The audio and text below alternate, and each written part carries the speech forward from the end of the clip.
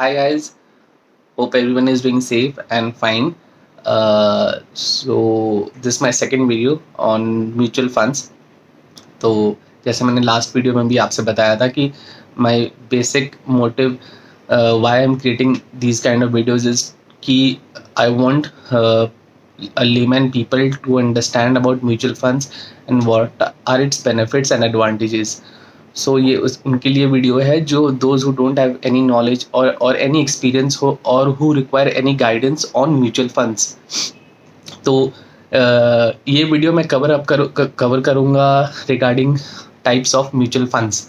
तो types of mutual funds में अगर मैं ब्रॉडली कैटेगराइज करूँ तो ये one is based on structure mutual funds होता है और the second one is based on investment objectives. Now, based on structure, there are two types of mutual funds. One is open-ended mutual funds, and the second one is closed-ended mutual funds. Open-ended mutual funds or closed-ended mutual funds, there are three basic differences. The first difference would be, I'll say, purchase option. तो purchase option ऐसा हो गया कि in open-ended mutual funds you can purchase at any point of time.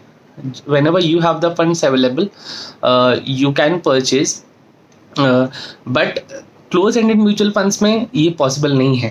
तो when a mutual fund company comes up with an NFO, new fund offer, and it's a close ended mutual fund, तो they come up with a generally 15 days का window के साथ it comes into the market, and within that 15 days you have to purchase the units. तो purchase option close and mutual fund में तभी आता है जब वो लॉन्च होता है. After that generally close and mutual funds में ऐसा परचेज ऑप्शन वापस नहीं आता है. तो अब क्लोज एंड म्यूचुअल फंड्स ऐसा होता है कि generally comes for with a 2 year या 3 year या 5 year के क्लोजिंग पीरियड वाले म्यूचुअल फंड्स आते हैं, क्लोज एंडेड म्यूचुअल फंड्स. तो जब ये लॉन्च होते हैं तभी आप इसमें परचेज कर सकते हैं. Second major difference after purchase option is maturity. Now open-ended mutual funds doesn't have any maturity. वहाँ पे it's an ongoing process. People purchase, people redeem. Fund manager buy stocks, redeem stocks. Portfolio changes करते रहते हैं. But generally close-ended mutual fund में maturity option रहती है. Open ended में नहीं रहती है, क्लोज एंडेड में रहती है. और जैसे मैंने बोला, अगर वो 2 साल का क्लोज एंडेड म्यूचुअल फंड है तो after 2 years the amount gets matured whatever you have invested and it gets automatically transfer to your account. If it's a 3 year the process is same, if it's a 5 year the process is the same. तो maturity is fixed in close ended mutual funds, maturity is not fixed in open ended mutual funds. Technically speaking maturity open ended mutual funds में नहीं रहती है. And the third is liquidity. Liquidity जैसे मैंने आपको last video में बताया था कि in mutual funds the liquidity part is very high. Whenever you require funds you have to just sign one form, visit the mutual fund office, and the redemption gets done within 4 days, or you can do it online also. But this happens only in open ended mutual funds, barring one fund which is a tax saver fund, जो सभी fund houses के पास होता है. in tax saver fund, because of the ATC benefit which we provide, वो 3 years का lock in रहता है, तो 3 साल तक आप उसमें से पैसे निकाल नहीं सकते. Apart from tax saver funds, all open-ended equity mutual funds are like you can redeem at any point of time. तो liquidity उसमें काफ़ी हाई रहती है. But in closed-ended mutual funds, जब वो फंड अपना टाइम पीरियड पूरा कर लेता है, या 2 साल का है या 3 साल का है, तब आप वहाँ से पैसे निकाल सकते हैं. और अदरवाइज एक ऑप्शन है कि या तो आप एक्सचेंज प्लेटफॉर्म पे जाइए, वहाँ पे आपको कोई बायर, ऑब्वियसली अगर कोई बायर इंटरेस्टेड है to purchase the units which you have purchased, then you can sell it. Otherwise और कोई ऑप्शन नहीं है. ठीक है, ये बात हो गई हमारी based on structure, open ended and close ended. Now second category आ जाती है बेस्ड ऑन इन्वेस्टमेंट ऑब्जेक्टिव. तो बेस्ड ऑन इन्वेस्टमेंट ऑब्जेक्टिव में there are equity mutual funds, there are debt mutual funds, there are hybrid equity mutual funds, then there are solution oriented mutual funds, and बाकी भी other mutual funds होते हैं, other in the sense मैं बात करूँ तो sector specific mutual funds होते हैं, ठीक है। तो मैं एक एक करके आपको बताते जाऊंगा। Now why we call it as a based on investment objective, क्योंकि जैसे किसी का ऑब्जेक्टिव, जब कोई म्यूचुअल फंड में इन्वेस्ट करता है तो ऑब्वियसली उसका रिस्क एपेटाइट जानना बहुत ज़रूरी है, ठीक है। वो क्यों इन्वेस्ट कर रहा है और उस फंड का क्या इन्वेस्टमेंट है। तो आपका ऑब्जेक्टिव और जो स्कीम में आप इन्वेस्ट कर रहे हैं उसका ऑब्जेक्टिव दोनों मैच होना चाहिए। अब लेट सपोज मैं एक मॉडरेट रिस्क टेकिंग इन्वेस्टर हूँ, मुझे रिस्क ज़्यादा लेना पसंद नहीं है, तो मेरे लिए कौन से फंड्स सूटेबल रहेंगे, मेरे लिए डेट कैटेगरी के म्यूचुअल फंड सूटेबल रहेंगे, क्योंकि डेट कैटेगरी में ज़्यादा रिस्क नहीं होता है। Obviously with higher risk comes higher return, with low risk comes low return, ठीक है। तो आपको अपना इन्वेस्टमेंट ऑब्जेक्टिव आपका क्या है, आपका रिस्क टेकिंग कैपेबिलिटी कैसा है, उसके ऊपर आपको डिसाइड करना चाहिए। Obviously I will cover these things, एक अलग से इसके लिए भी वीडियोस बनाऊंगा कि किस टाइप के इन्वेस्टर्स को कैसा म्यूचुअल फंड सूट करता है या कैसा जाना चाहिए, आपको अपना रिस्क टेकिंग कैपेबिलिटी कितना है आपको ये जानना चाहिए। बेस्ड ऑन एज आपको कितना इक्विटी पार्ट में इन्वेस्टमेंट करना चाहिए, कितना डेट पार्ट में करना चाहिए। तो I will cover these things, but आज मैं सिर्फ टाइप्स ऑफ म्यूचुअल फंड्स के बारे में बात करूंगा। हाँ, तो to start off based on investment objective में, जैसे बोला इक्विटी म्यूचुअल फंड्स होते हैं, डेट होते हैं, हाइब्रिड इक्विटी होता है, सॉल्यूशन ओरिएंटेड फंड्स होते हैं, and other types of mutual funds also. To start with equity mutual funds, equity category में आपके बहुत सारे सब कैटेगरीज ऑफ म्यूचुअल फंड्स होते हैं। जैसे इक्विटी में एक हो गया लार्ज कैप कैटेगरी, एक हो गया मिड कैप कैटेगरी, एक स्मॉल कैप हो गया, then there is a diversified category, then there is a focused category. तो मेजरली जो लोग ज़्यादा पसंद करते हैं या जिसमें है जिस फंड्स का ज़्यादा पॉपुलैरिटी है इंडस्ट्री में, मैं उसके बारे में आपको बताऊंगा।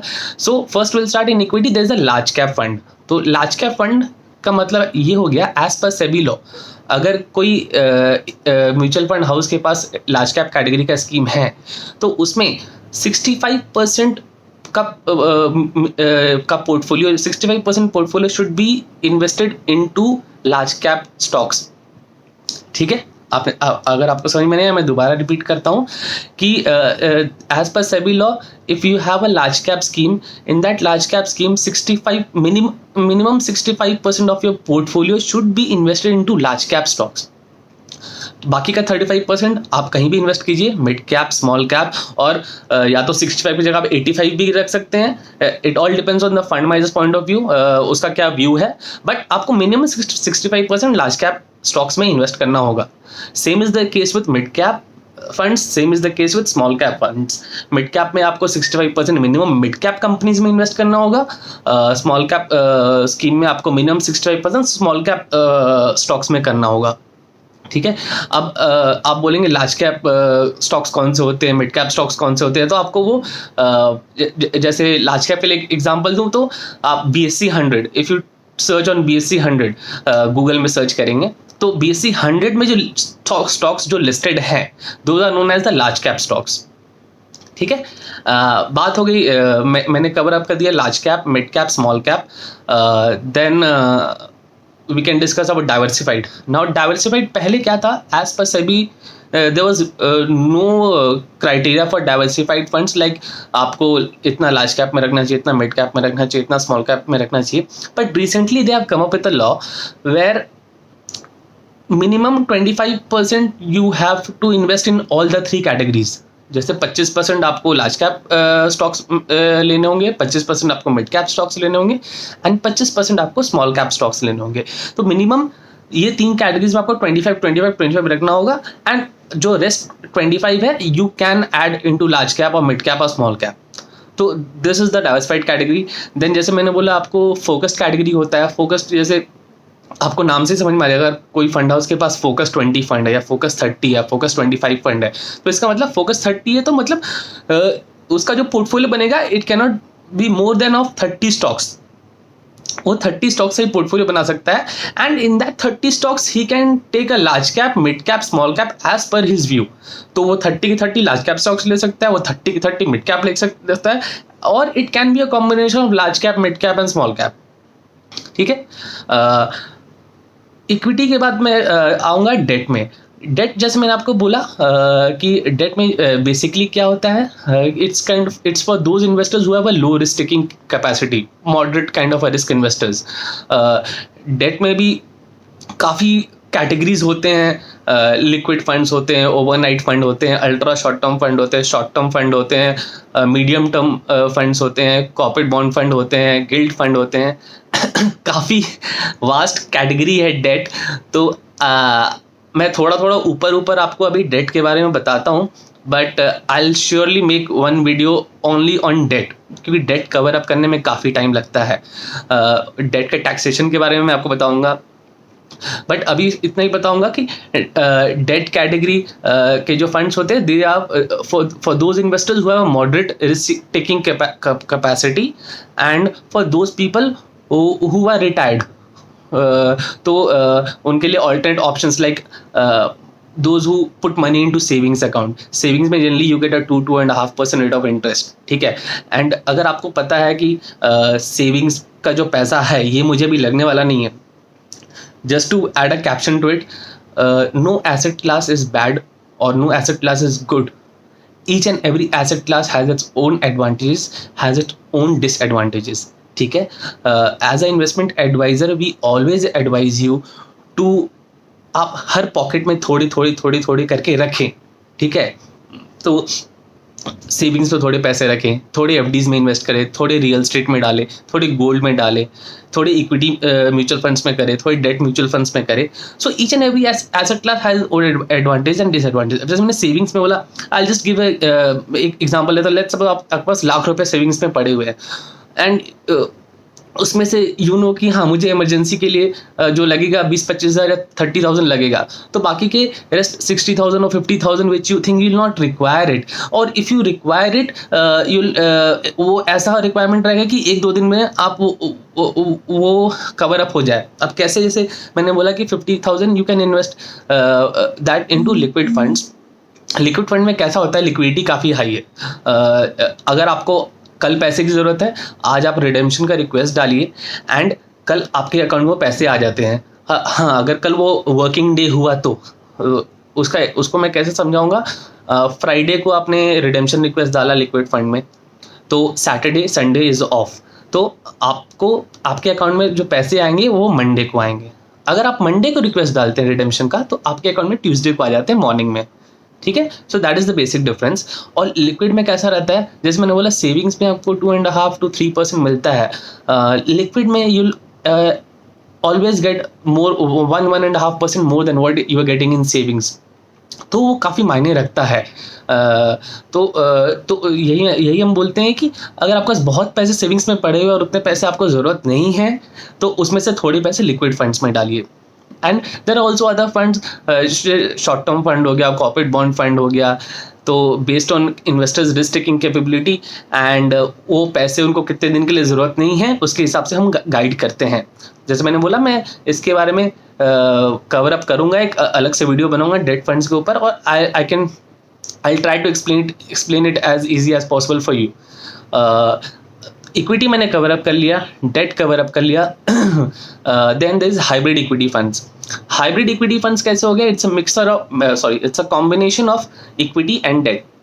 तो as per SEBI law, to qualify for a hybrid equity fund, उसमें आपको मिनिमम 65% एक्सपोजर इक्विटी में होना चाहिए, इक्विटी स्टॉक्स में। नाउ वो 65% एक्सपोजर इक्विटी स्टॉक्स में जो आपका रहेगा, that can be of any combination, large cap stock हो, मिड कैप हो, स्मॉल कैप हो, that is left free for the fund manager to decide. तो उसके ऊपर सभी का कोई से नहीं है till now. And there is 35% he will be putting into debt. तो डेट में सॉरी मैंने ये कवर नहीं किया था कि डेट में वेयर म्यूचुअल फंड इन्वेस्ट, तो डेट में जो फंड मैनेजर इन्वेस्ट करते हैं, they basically invest into government bonds, treasury bills, corporate bonds, debentures. तो ये सब प्रोडक्ट्स में डेट में इन्वेस्ट होता है, ठीक है। हाइब्रिड इक्विटी फंड्स में जो मैं बोला कि मिनिमम 65% आपको इक्विटी में रखना ही होगा। That can go up to 80% as per the fund manager view. अगर उसको लगता है कि इक्विटी मार्केट्स आने वाले समय में काफ़ी अच्छा करने वाले हैं तो he can increase the equity exposure to 80%, but उसको मिनिमम 65% एक्सपोजर रखना होगा इक्विटी में। उसके अलावा मैंने उसके अलावा सॉल्यूशन ओरिएंटेड फंड्स होते हैं। सॉल्यूशन ओरिएंटेड फंड्स हो गए like a goal based fund, like a retirement savings fund और अ चिल्ड्रंस फंड। तो रिटायरमेंट जैसे नाम ही से समझ में आता है कि अगर आप इसमें इन्वेस्ट कर रहे हैं तो this money you investing for your retirement.